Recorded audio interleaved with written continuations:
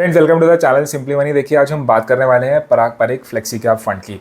ये जो mutual fund है फ्लेक्सी कैप कैटेगरी से आता है। अगर आपको पता है तो देखिए, ये बहुत पॉपुलर म्यूचुअल फंड है। इस फंड की मैं बात करता हूँ तो ऐसा कोई बंदा नहीं होगा जिसने थोड़ा सा टाइम मार्केट में अगर थोड़ा सा भी टाइम स्पेंड किया है तो उसको पता है कि जो भी मोस्टली जो म्यूचुअल फंड मैनेजर्स होते हैं वो ज़्यादातर अगर लार्ज कैप्स या फ्लेक्सी कैप्स के अंदर जो एलोकेशन रखने को बोलते हैं उनके पास ज़्यादा ऑप्शंस होते भी हैं, तब भी वो पराग पारिक का नाम लेते हैं। तो it is that good a fund जिसके अंदर ओवर द लॉन्ग टर्म्स बहुत अच्छे रिटर्न्स दिए हैं। लेकिन हम बात कर रहे हैं यहाँ पे कि रिसेंट के टाइम पे कुछ एक चेंजेस हुए हैं। चेंजेस इन द सेंस कि इसके जो रिटर्न्स हैं वहाँ पे थोड़ा क्वेश्चन मार्क आ गया है। क्योंकि अगर आप देखिए, मैं इस चार्ट के अंदर आप कंपेयर करके देखिए फ्लेक्सी कैप इसके जो पीयर्स हैं और जो आपका निफ्टी 500 है, वहाँ पे क्लियरली आप देख सकते हैं कि 6 मंथ्स 1 ईयर के ड्यूरेशंस में अगर आप देखते हैं, यानी कि लास्ट के कुछ एक टाइम पे अगर आप रिसेंट के टाइम पे देखते हैं तो इसने अपने both peer group and Nifty 500 जो कि इसका बेंचमार्क है उससे इसने पुअर परफॉर्म किया है। Even though 3 years and 5 years के अंदर अच्छे रिटर्न्स आए हैं। ये जो बात है, देखिए, हम सिर्फ अपने आप से नहीं कह रहे हैं। वैल्यू रिसर्च एक मैगजीन है जिसके अंदर उनके जो पराग पारिक के म्यूचुअल फंड हाउस के जो फंड मैनेजर हैं, दैट इज़ राजीव ठक्कर जी, उन्होंने इस बात को एक्नॉलेज भी किया था। क्योंकि क्लियरली उन्होंने एक क्वेश्चन पुट अप किया था मैगजीन में फंड मैनेजर से कि अभी के टाइम पे जो इस पर्टिकुलर फंड के जो पीयर ग्रुप के कंपैरिजन में रिटर्न्स आ रहे हैं वो कम आ रहे हैं, और उन्होंने इस बात को एक्नॉलेज किया था। मैं इस वीडियो के अंदर आपको बताने वाला हूँ कि उन्होंने क्या रिस्पॉन्स दिया था और क्या कुछ एक रीजंस हैं जिसकी वजह से हो सकता है कि अभी के टाइम पे इसके रिटर्न्स कम आ रहे हैं। देखिए, मैं आपको बताता हूँ डिस्क्लेमर के लिए, मैंने ऑलरेडी इस पर्टिकुलर फंड के अंदर इन्वेस्टमेंट मेरी ऑलरेडी स्टार्टेड है और मैं इस जो वीडियो बना रहा हूँ that is only for the education का, कोई आपको एडवाइस नहीं दे रहा हूँ। अगर देखिए, हम स्टार्ट करते हैं समझने के लिए, तो अगर हम इस पर्टिकुलर म्यूचुअल फंड को थोड़ा सा पहले समझ लेते हैं कि कौन से स्टॉक्स आते हैं इस फंड के अंदर। अगर हम देखिए स्टॉक्स की बात करते हैं तो क्लियरली अगर आप, मैंने यहाँ पे 15 स्टॉक्स बताए हैं जिसके अंदर आप देख सकते हैं likes of private sector bank से स्टार्ट होता है, that is HDFC bank. Top allocation है, हमारे पास PSU कंपनीज भी हैं इसके अंदर, लाइक पावर ग्रिड, कोल इंडिया, NMDC। और अगर आप देखते हैं तो हमारे पास और अच्छी जो प्राइवेट सेक्टर कंपनीज हैं, लाइक कोटक भी आ जाती है हमारे पास, Maruti Suzuki, ICICI bank, HCL technologies. तो आप देख सकते हैं फाइनेंशियल्स भी है, ऑटो सेक्टर भी है, IT सेक्टर भी है। बट मोस्ट इंपॉर्टेंट इज यहाँ पे कंपनीज लाइक अल्फ़ाबेट भी है, Microsoft, Amazon.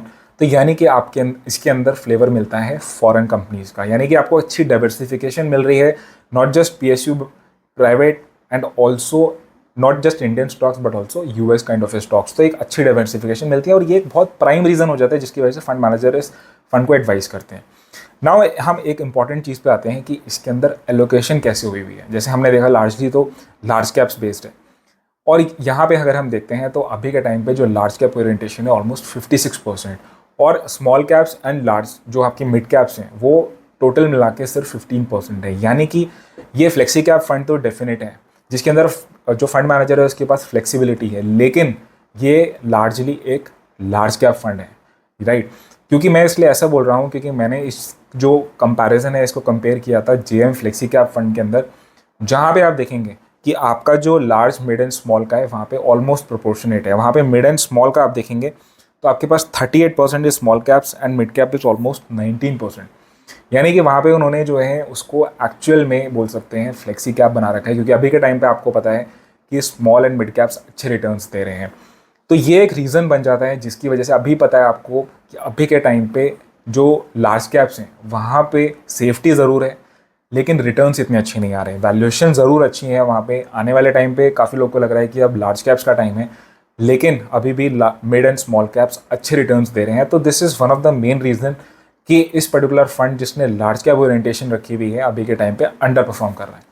Now second very important reason जो आ जाता है वो मैं डिस्कस करता हूँ कि इसके अंदर जो कैश होल्डिंग है वो अभी के टाइम पे बहुत ज़्यादा है।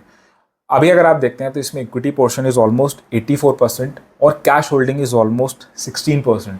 यानी कि जो इस पर्टिकुलर जो फंड मैनेजर हैं और उन्होंने इसको एक्नॉलेज भी किया है कि अभी के टाइम पे वो वेट कर रहे हैं अच्छी अपॉर्चुनिटीज़ का, क्योंकि उनको ऐसा लग रहा है कि अभी ऐसा टाइम नहीं है कि आप जितना भी आपके पास पैसा आ रहा है इन्वेस्टर्स का आप सारा उसको इन्वेस्ट कर दो। वो ये कह रहे हैं कि अभी के टाइम पे it's not like a Covid like situation नहीं है जिसके अंदर आपके पास जो अपॉर्चुनिटी मिले आप उसको इन्वेस्ट कर दें। अच्छी अपॉर्चुनिटी आनी चाहिए, मार्केट और अच्छा डाउनफॉल कभी आता है तो हमें इन्वेस्ट करना होगा। वहीं पे उसके कंपैरिजन में जो JM फ्लेक्सी कैप अगर आप देखते हैं तो वहाँ पे ऑलमोस्ट सब कुछ ही इन्वेस्टेड है मार्केट के अंदर। इक्विटी के अंदर अगर आप देखेंगे ऑलमोस्ट 98%, यानी कि उन्होंने कुछ भी नहीं छोड़ा हुआ है। उनके हिसाब से this is the right opportunity और बैंक में पैसे रखने का कोई मतलब ही नहीं है।